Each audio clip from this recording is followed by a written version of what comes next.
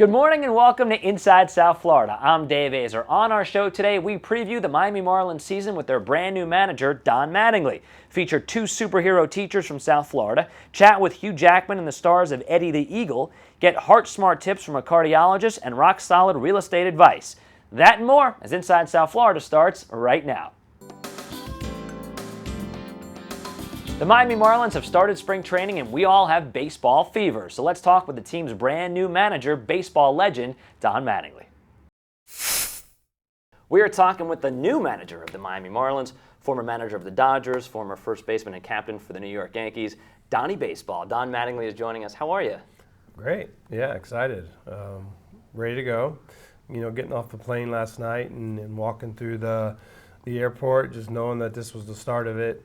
Actually, we're getting into spring training, that time that you start to mold your club together.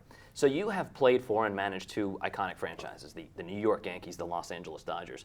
This is a newer team in the context of Major League Baseball. What can you bring from those two storied franchises to Miami?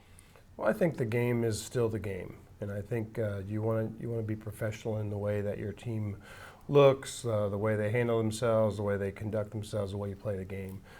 So hopefully we bring a consistency in the way that we approach it and bring a product to the field that the fans can enjoy, you know, and that they're proud of when they see us play. They say that's a baseball team that knows what they're doing and are here, here to win. So you've been through a lot of these spring trainings, your whole really life, pretty much, right? Pretty much, yeah, it seems like it. You still get the butterflies? You still get jacked up, ready to go?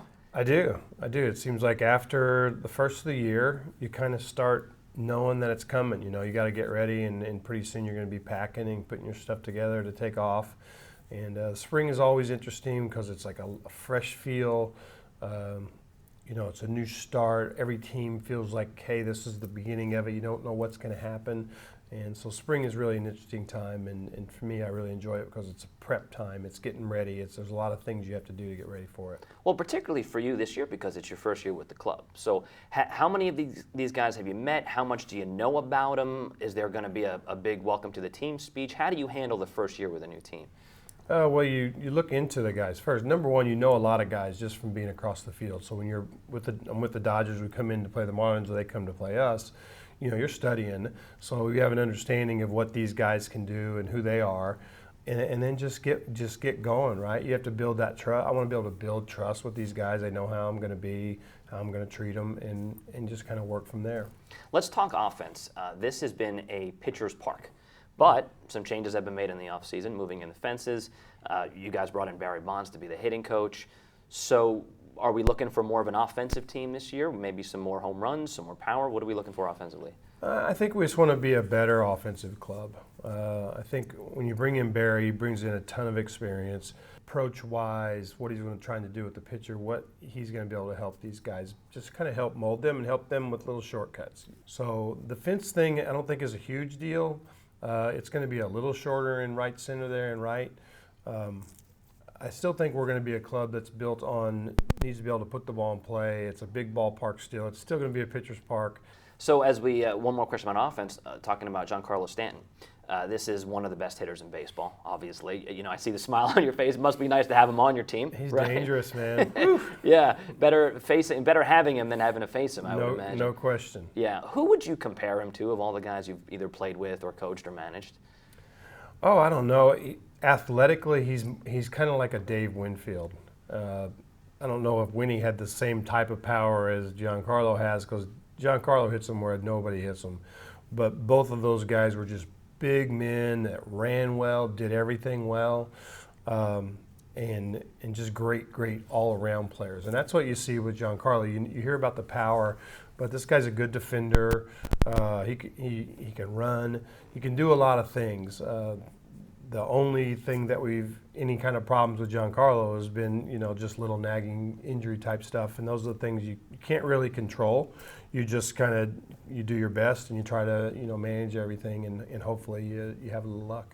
Well, you mentioned injuries. I wanted to talk about Jose Fernandez, maybe one of the, top 5, top 10 best pitchers in baseball, but another guy that's has some injury problems.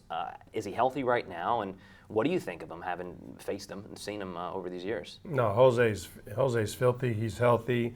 He's a guy we'll have to pay attention to coming off the, Tommy John. He pitched, finished the season last year. But as a guy, you want to manage his innings. You want to kind of help build him back up. Still a young guy, but really around baseball, this guy is probably one of the best pitchers in the game. Obviously, as a manager, you'd want to keep him around for many years. But the question that a lot of Marlins fans have down here that they've asked me to ask you is, what about the future with Jose Fernandez in Miami? Do you involve yourself with any of those conversations, or do you just worry about the on-the-field stuff? I worry about, for the most part, on-the-field stuff, but also you have to know that that's in guys' minds, what's going to happen to me, that part of it. Obviously Jose's a guy, a tremendous talent who's going to demand huge dollars at some point. That's something we can't worry about, and I'll help him hopefully not worry about it either. Just take care of your business, keep doing your thing. Stay in the moment for this team right now, and that side of it's going to happen. It's just going to happen because of how good he is. So that's not something he has to really worry about. So I mentioned this to you before we started. I grew up in New York. You were my hero. I mean, that's not a word I threw around. This is a really cool thing for me. I want to show you a picture. Check out the hair. You and me both. There you go. Yeah, it's a picture of you, picture of Ricky Henderson. You got a mop going on there. I know, and it reminds me of when you were playing for the Yankees and you had your own hair incident. Remember that time? That was fun. I do. That was a different time. That was when the mullet was king. The king hairdo was the mullet, so I was sporting it. Do you have a hair policy as manager of the Marlins? Well, we want to look good. You want to look professional. I think the organization wants guys that aren't dragging hair down to their back and everything like that. So we want to be looking good, looking professional, and we do have a little bit of one. A Jose Fernandez mohawk, is that okay? That's fine with me. Last thing is, give me a favorite memory from your playing career. I think there's so many good memories. Obviously, the first one that comes to mind is always just that first day you get called up to the major leagues and you walk into the Yankee Stadium and you see this giant, this place, and just a kid coming from the Midwest, from Evansville. It's just a special day.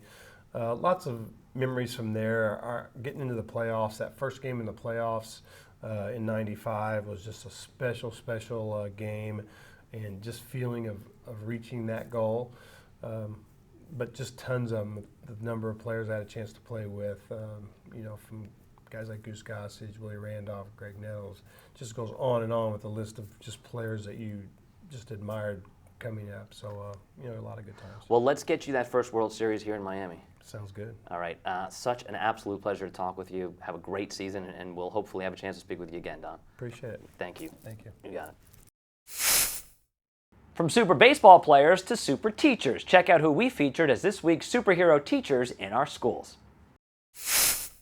SFL TV celebrates South Florida superheroes in our schools. Brought to you by the Harlem Globetrotters. This week, we featured not one, but two superhero teachers. This dynamic duo, Mrs. Jill Brennan and Miss Donna Caruso, work side by side to teach fifth graders at Sheridan Park Elementary. But instead of lectures, their method is to let the students drive the conversation.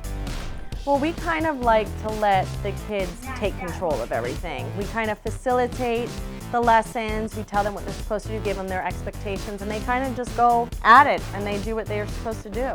We want to try to empower them to become lifelong learners. We want to prepare them to be dynamic students and empowered students as they go off into middle school.